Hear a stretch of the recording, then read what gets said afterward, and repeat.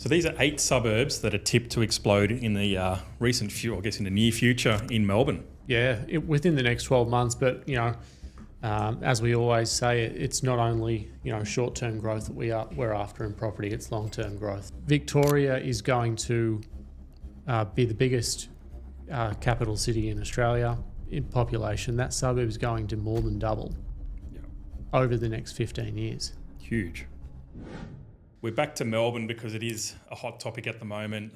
Melbourne, I think, in my opinion, hasn't had as much growth as it should be, as it should have. You look at all the stats, we talked about it in the previous episodes, the reasons why you should be investing in Melbourne. In this episode, we're going to be talking about where. Yeah, and if anyone didn't listen to that episode, we did just do 5 reasons why we would invest in Melbourne. But we thought we left you a little bit short with the actual suburbs that we'd invest in. So here's the 8 suburbs that we recommend buying in. Get straight into it. Do your own research. Yeah, this is not financial advice. Don't listen to us. So top one, we'll start with an area. And look, before everyone goes off and starts buying in these locations, it is really specific with what you're trying to achieve, whether it's an investment or an owner-occupied purchase. But first off, we're going to start in Bendigo. Yep. So Bendigo overall is a really good market to be buying in. However, there are some markets that I wouldn't be buying in Bendigo. For an owner-occupied market, I'd be looking in Woodend. Yep. I highly recommend that market for owner-occupied buyers.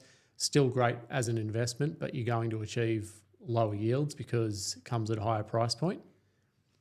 Other markets in Bendigo that I would recommend from an investment perspective is Golden Square and Strathdale.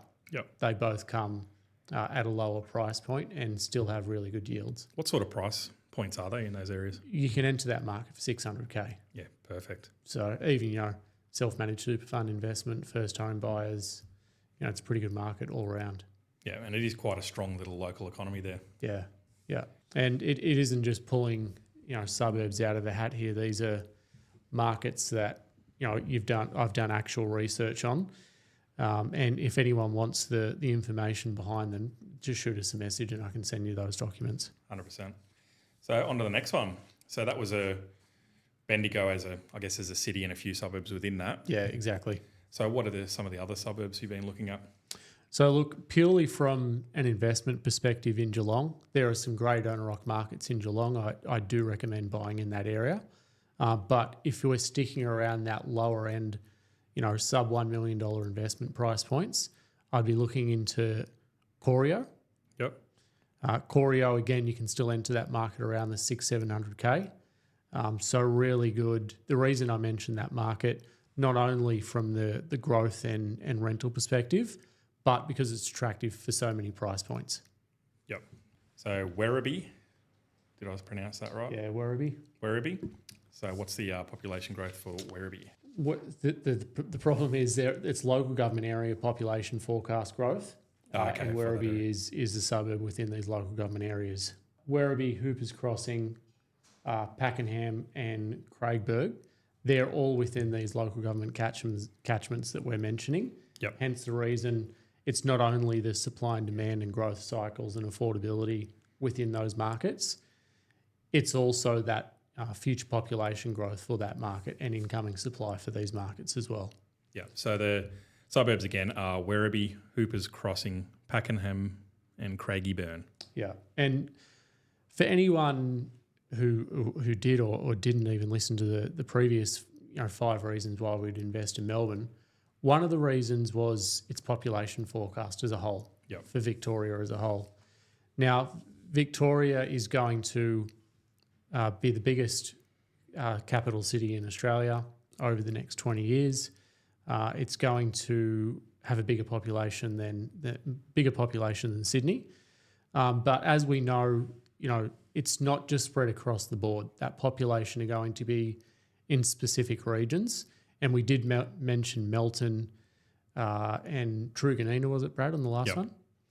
They have good population forecasts, but if you go on a baseline state level of 1.1% per annum population growth, you've got some markets or local government area like Mitchell, for example, which is a forecast population growth of 6% per year. It's huge. That's massive compared to a baseline of 1.1%. And then you've got places, I'm seeing here, Northern Grampians. So a bit regional there, but that's negative 0.2. So people are moving out. Yeah. Yeah. So I guess a 101 really, isn't it?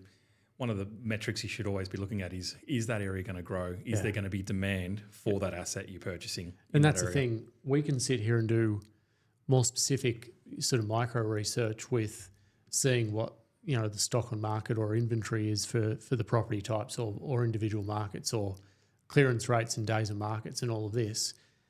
But purely from a high level, the first thing you should be looking at, what's the population and what's the dwellings currently and in the future. And then you can go and do that, more micro sort of research. But other areas, the reason that I mentioned that Craigieburn before, I believe that's up in that Mitchell catchment. And I wouldn't even isolate myself as far north as that Craigieburn area. I'd continue to buy north of that market as well. It does become more rural, but it also becomes more affordable. And we'll see all of that land be developed in the future as well. Yeah, so there's some good outliers looking at these numbers, which we'll run through a few of them. So local government area of Cardinia. Cardinia and Casey. Yep, so that's 2.7%, so well above the state average. Yeah. You've got, why am I getting all these words? Is it Maribyrnong? 2.5%. Drop in the comments how to pronounce it. Don't judge me. I'm from Newcastle. We have suburbs like Bar Beach. Bar Beach. Easy to say. Melton. Yeah. That's obviously the one that is talked about a lot, but it's for good reason. It's got 4.5%, which is huge compared to the state average. Someone has mentioned this previously, that there is a lot of building approvals in that area, but that's because of that 4.5% growth. It comes hand in hand with it. As long as those building approvals aren't more than what's predicted as far as the growth in that area, it should be fine. And look, yes, there are building approvals, but don't look at building approvals in isolation. Yeah. Compare it to population forecasts and current population, because you could have said the same thing about Marsden Park in Western Sydney. Yeah.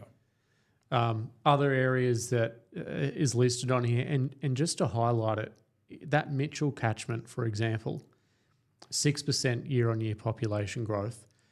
In 2021, it had a population of 50,000 people. In 2036, it's forecast to have a population of 120,000 people, which is an extra 70,000 in population. That suburb is going to more than double over the next 15 years. Huge. So there's going to be a lot of demand in that area. Other one is Werribee. Werribee is 2.7. Port Phillip, 2.4. And Wyndham at 3.2. Yeah. And look, these are just local government areas. So although there is a massive amount of incoming demand for that market, there are going to be markets within these local government areas that underperform. Yeah. It's like just saying, or we use Newcastle again, it's like saying Newcastle's got a predicted growth of 3.5, but doesn't mean that Mayfield's going to have the same as Bar Beach or some of the other places we've mentioned. So because, and it's even more dramatic in Melbourne because you've got such a diverse property market down there. But for reference, what Brad was just saying, the Junction in Newcastle did 160% over the past 10 years, whereas Gateshead did something like 80%. Yeah. So there's a massive difference over a 10-year period for property. Yeah, and they're a couple of K away from each other. Exactly. So always do your research. But if, in summary, those 8 suburbs, again, are Werribee, Hoopers Crossing, Pakenham, Craigieburn, Wood End, Strathdale, Golden Square and Corio. And for first home buyers who didn't listen to our episode that we did with a local buyer's agent down in the Melbourne market, Emily Wallace, she's also recommended Pascoe for first home buyers and opportunities within that market, unrenovated villas, units and villas, and Keilor or Keilor East. There you go, you get 10. There you go, 10. 10 for the price of 8. But that's it for today.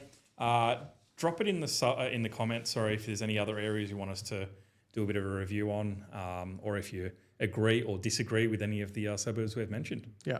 See you on the next episode. Thank you.